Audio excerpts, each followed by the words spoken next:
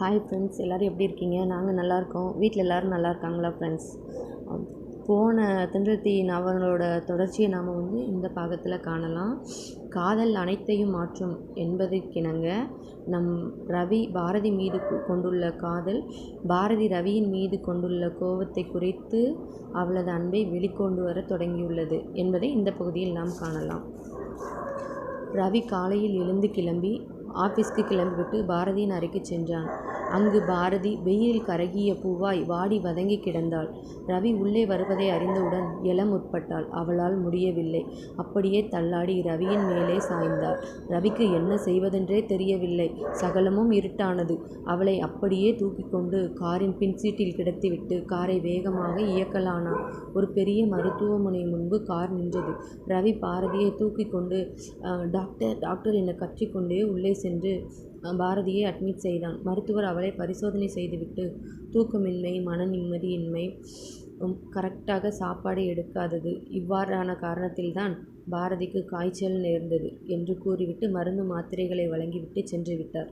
பாரதி சிறிது நேரத்திற்கு பிறகு கண்களை விழித்தாள். அப்பொழுது அவள் கண்ட காட்சி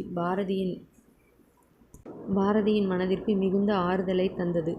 ரவி தனது 2 கைகளுக்கும் இடையில் பாரதியின் கைகளை உள் வைத்து இருக்க அணைத்தவாறு, "உனக்கு நான் இருக்கிறேன் பாரதி" என்று கூறும் வகையிலாக அந்த காட்சி அமைந்திருந்தது.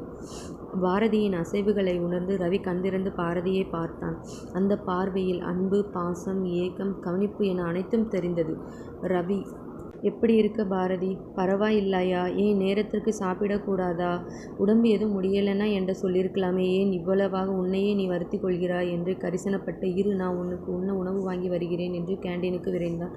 அங்கு சென்று காலை சிற்றுண்டி வாங்கி வந்து பாரதிக்கு ஊட்டிவிட பிரித்து இட்லியை பிட்டு பாரதியின் வாயில் வைத்தான். பாரதி அதை வாங்கவில்லை. "எனக்கு வேண்டாம்" என்று தவிர்த்தாள். "நான் இதெல்லாம் சாப்பிடுவதில்லை. எனக்கு இதெல்லாம் பிடிக்காது.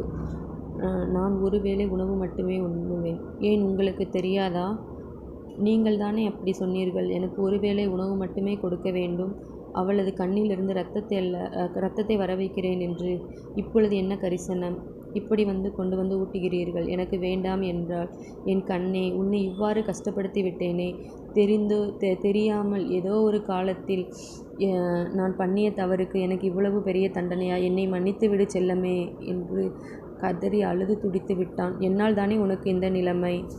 என்னை மன்னித்து விடு. இனி என் கண்ணிற்குள் உள் மணியாய் உன்னை கவனமாய் பார்த்து கொள்வேன். உன்னை ஒரு எறும்பு கூட அண்டாத அளவிற்கு உன்னை பத்திரமாய் நான் வைத்து கொள்வேன்" என்று பாரதியின் முகத்தில் மென்மையாக முத்தமிட்டான். அந்த ஸ்பரிசம் பாரதிக்கு மிகவும் பிடித்திருந்தது.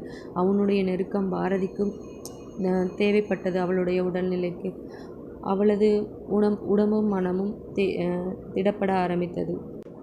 அவனது அருகாமை தந்த பலத்தினால் பாரதி உடல் தேறி வீட்டிற்கு இருவரும் அன்றிரவே திரும்பினர். பாரதியின் அறைக்கு செல்ல முற்பட்டாள். ரவி அவளை தடுத்து அவளுடைய பொருட்களை எல்லாம் தன்னுடைய ரூமிற்கு கொண்டு வந்து மாற்றிவிட்டு பாரதியையும் தன்னுடனே தங்க வைத்து கொண்டான். பாரதி முதலில் மறுத்தாலும் ரவி அவளை விடுவதாகவே இல்லை. ரவியின் அன்புக்குள் பாரதியை கொண்டு வந்தான்.